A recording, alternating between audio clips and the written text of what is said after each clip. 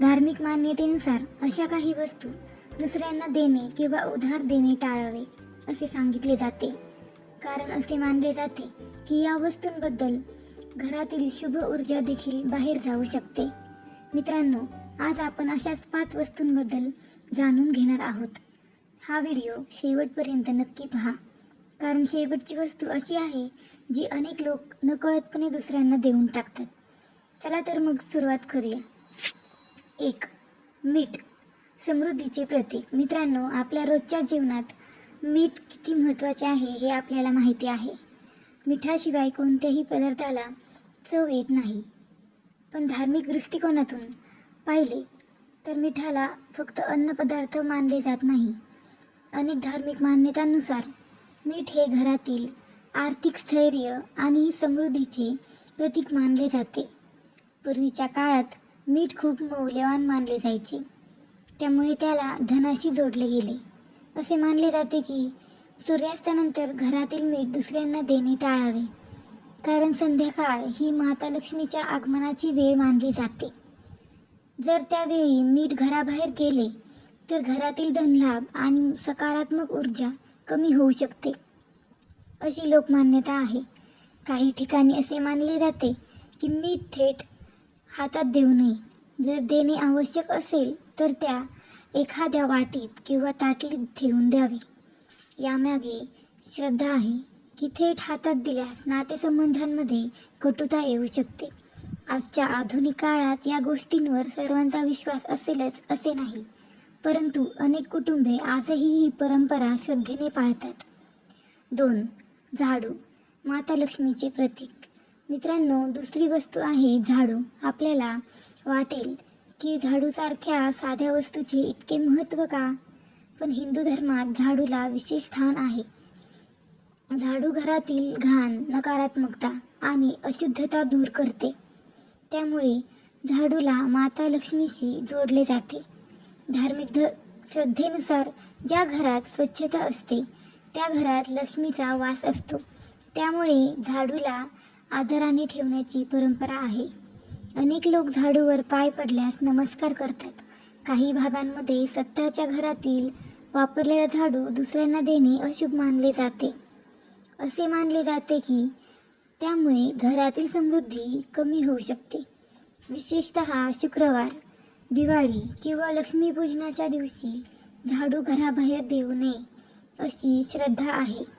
यामागचा मुख्य उद्देश म्हणजे स्वच्छता आणि समृद्धीचे महत्त्व लोकांच्या मनात कायम ठेवणे. 3. पूजेतील दिवा आणि देवघरातील वस्तू. मित्रांनो, तिसरी आणि अत्यंत महत्त्वाची वस्तू म्हणजे देवघरातील वस्तू.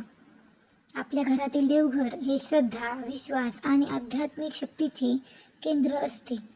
दररोज देवासमोर लावला जाणारा दिवा, अगरबत्ती, घंटा, जपमाळ, पूजेची थाळी, शंख आणि इतर वस्तूंमध्ये सकारात्मक ऊर्जा साठते असे मानले जाते.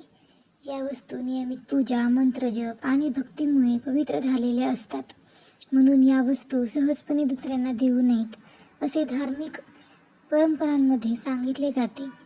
जर एखाद्याला अशी वस्तू भेट द्यायची असेल तर नवीन वस्तू विकत घेऊन देणे अधिक शुभ मानले जाते, कारण देवघरातील वस्तू या आपल्या श्रद्धेशी जोडलेल्या असतात.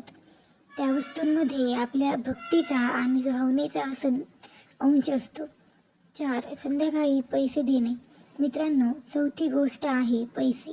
विशेषतः सूर्यास्तानंतर पैसे देणे. आपल्या घरातील ज्येष्ठ व्यक्ती अनेकदा सांगतात की संध्याकाळी पैसे उधार देऊ नका.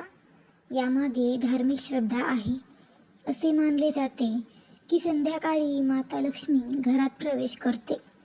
जर त्यावेळी पैसे घराबाहेर गेले तर धनलाभाचे मार्ग कमी होऊ शकतात.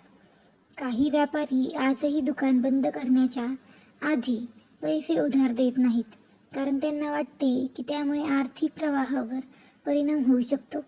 निश्चितच ही श्रद्धेची गोष्ट आहे, पण यामागे एक व्यावहारिक कारण देखील असू शकते.